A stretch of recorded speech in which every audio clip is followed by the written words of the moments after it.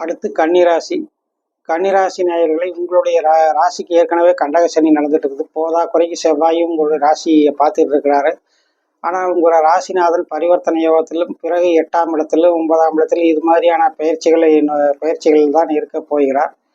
எனவே உங்களுடைய இந்த மாதத்தை பொறுத்த வரைக்கும் முதல்ல ஒரு 10 நாள் கொஞ்சம் டல் அடிக்கக்கூடிய ஒரு மாதமாக இருக்குது.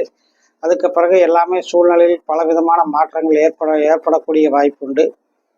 அதாவது வீடு வாகனங்கள் சம்பந்தப்பட்ட இடர்பாடுகள், தாயினுடைய உடல்நிலை போன்றவை எல்லாமே சரியாகும். இப்போ இந்த மாதம் 15ஆம் தேதிக்கு அப்புறம் உங்களுக்கு உத்தியோகம் பதவி சம்பந்தப்பட்ட மாறுதல்கள் ஏற்படக்கூடிய வாய்ப்புண்டு.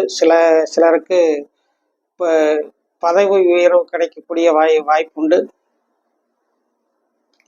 இந்த மாதத்தை பொறுத்த வரைக்கும் செவ்வாய் 8ஆம் இடத்தில் பயிற்சியாகி செவ்வாய் 8ஆம் இடத்துல இருந்துக்கிட்டு உங்களுக்கு வந்து இப்போ நான் 11, 2, 3 இந்த இடங்களை பார்க்கறனால 2ஆம் இடத்தை அதுலேயும் 2ஆம் இடத்தை பார்க்கறனால சில வீண் பண தண்ட செலவுகள் ஏற்படலாம். வாகனங்களால் செலவுகள், பூமியினால் செலவுகள், ஏதாவது வீட்டில் ஆல்ட்ரேஷன் பண்ணுற மாதிரியான ஒரு செலவுகள் செய்கிறதுக்கான வாய்ப்புகளும் சோர்ஸு உண்டாகும்.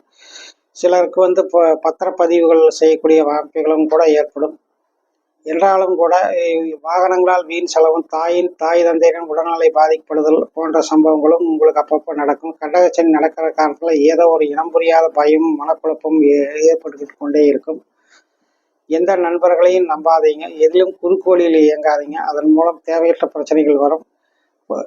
போக்குவரத்து சம்மந்தப்பட்ட விஷயங்களில் ஏதாவது போலீஸ் சம்மந்தப்பட்ட விஷயங்கள் ஏதாவது அபராதம் கட்ட வேண்டிய சூழல் ஏற்படக்கூடிய வாய்ப்புண்டு. அதாவது டிரான்ஸ்போர்ட் சம்மந்தப்பட்ட விஷயங்களில் பத்திரப்பதிவுகள் சம்மந்தப்பட்டது எல்லாமே பத்திரமா இருக்கிறது நல்லது. அது சார்ந்து ஏதாவது செலவு செய்வீங்கன்னா அதை தாராளமாக செலவு செய்யலாம்.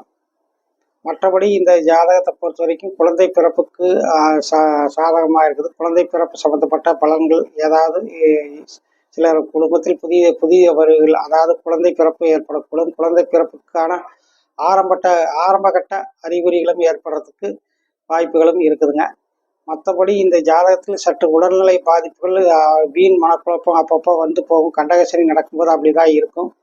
ஆனாலும் கொஞ்சம் ஒன்றும் பயப்பட தேவையில்லை. பத்திரகாளி நீங்கள் வணங்கிட்டு வந்தீங்கன்னா ரொம்ப நல்லா இருக்கும். கன்னிராசியை பொறுத்த வரைக்கும் இந்த மாதத்தில் 15, 16 ஆகிய தேதிகள் சந்திராஷ்டமமாக இருக்குது. இதை தவிர மற்ற எல்லா நாட்களும் பரவாயில்லைங்கிற மாதிரியான நாட்கள் தான். தொழில் நல்லாயிருக்கும், வருமானம் நன்றாகவே இருக்கும்.